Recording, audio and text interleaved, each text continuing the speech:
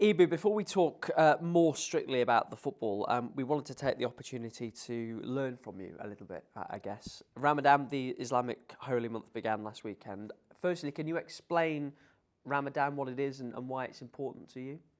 Oh, Ramadan is one of the 5 pillars of Islam, so obviously there's 5, and it being that one of the pillars is the most important thing.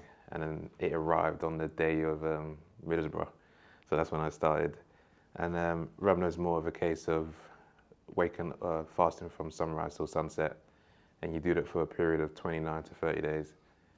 And it's not just not just eating and drinking for that period. It's more a time to reflect on yourself, to help learn about yourself and what you can improve on, and hopefully be a better person through that month and just reflect. And for me, I really appreciate it because it teaches a lot about myself every month. If I'm going away from certain things, it brings myself back to who I try to be, and that's to be a better person. And you know what, I enjoy it. The boys get excited because they see me playing during the month of Ramadan and getting through things, which is a good inspiration. I wanted to ask about the reaction of the teammates. Do they take an interest in it and in your faith as well? Yeah, they do, to be fair. Obviously, when you tell them I'm not eating and drinking, and they find out that I'm playing through a game that I've played 90 minutes or done a hard session, they're like, how do you do it? And you know what, all I say is like, Alhamdulillah. And some of the boys are learning it, and that means like, well, grace from the God, which is, all praise from the God, from Allah. And they're learning from it, and do you know what, it's nice to see that boys are taking an insight into it. I want to just learn a little bit more, and they're learning a bit of the lingo from it, which is really nice. But no, it's nice. It's not easy playing football and fasting, but it's something that gives me that you know what, success just to do it, and discipline.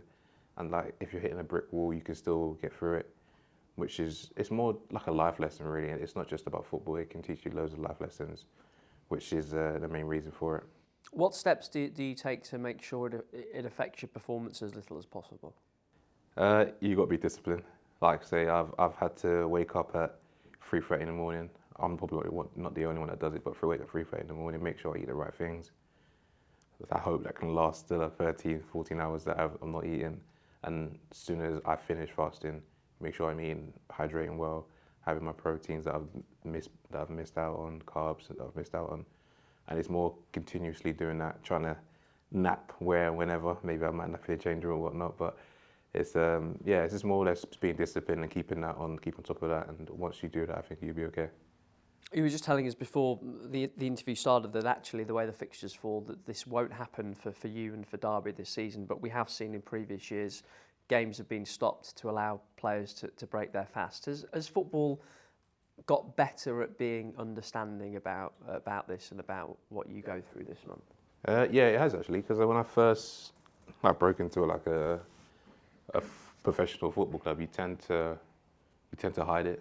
You don't really tend to let anyone know that you're fasting, and when they don't see you not drinking and eating, they're like, hang on, what are you doing?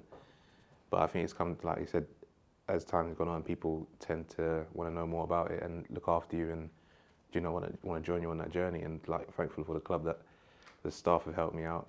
Ben's given me so much supplements, and to help me make sure that I'm getting my vitamin D's and whatnot. But it's really good to know that what time am I eating.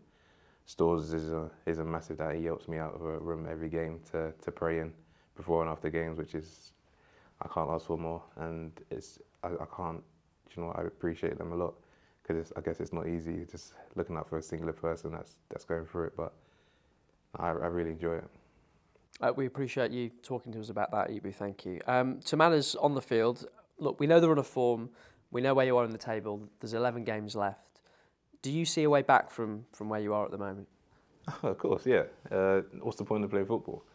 Look, the situation we're in is not nice, but you don't play football just for the sake of playing it. Obviously, there's a bit of fun element to it, but yeah, the situation we are where we are, and look, if you can do it, then it makes a bigger thing.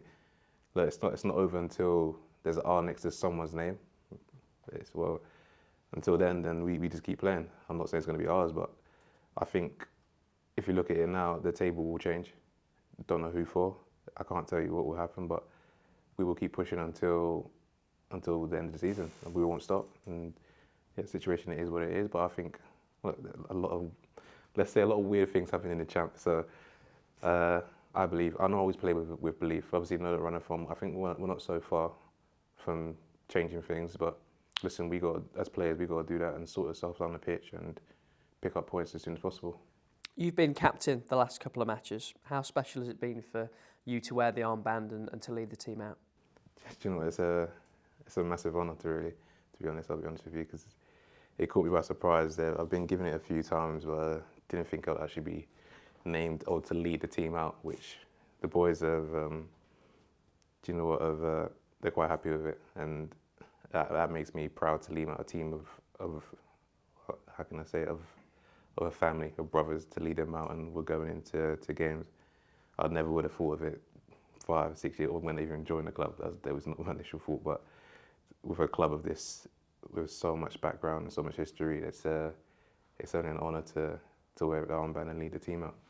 It's interesting to hear you use the words family and brothers, because often when teams are on runs like you're on, you see fractures and you hear about issues within the group, and I've never got the impression from anyone at any stage that there is anything like that happening in that dressing room. No, you can't. And if there is, they, as you are, as brothers, you sort it out and talk amongst yourselves and get it sorted as soon as possible. But it's, I say that because I'd run through a brick wall for them. I'd do anything for them. I'd help them out on and off the pitch, whether they're suffering on the pitch or off the pitch. I hope I'm there enough to help them out.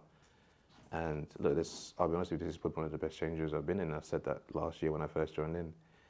Like, when I first joined, sometimes it can be like overwhelming. Oh, what am I going to expect or whatnot? And ever since then, they've welcomed me in, which I take pride in now for whoever comes in now to welcome with open arms, because for a new player coming in, it's never easy. And I take responsibility on that because it settles a player down really, really quick. And once the player can do that, they can start enjoying their football and get to business. And I can thank the players for that, staff, the fans, because it's never an easy thing. But and they are family, because we can go out and have food and whatnot, and we can talk about anything, so which is really good. Your next 2 matches are at home, Coventry Tuesday, Blackburn up first on Saturday. Is this where the fight back has to start? Oh yeah, of course. It doesn't start back on Saturday. It starts in training. We got to have that mentality from training. So whether from Monday or as soon as the gaffers walked in or whatnot, or as soon as you walk through these doors, it starts with that mentality. Make sure the standards are high. Make sure players are doing the right thing, eating the right thing, cooling down, doing your stretches, and doing what you need to do. Make sure you're ready for the big day. So it's more of a case of just preparing for that day. So it's more, as soon as you walk in, you have that mentality, be ready, and then turn up on that day to give everything. And then we'll see where we are.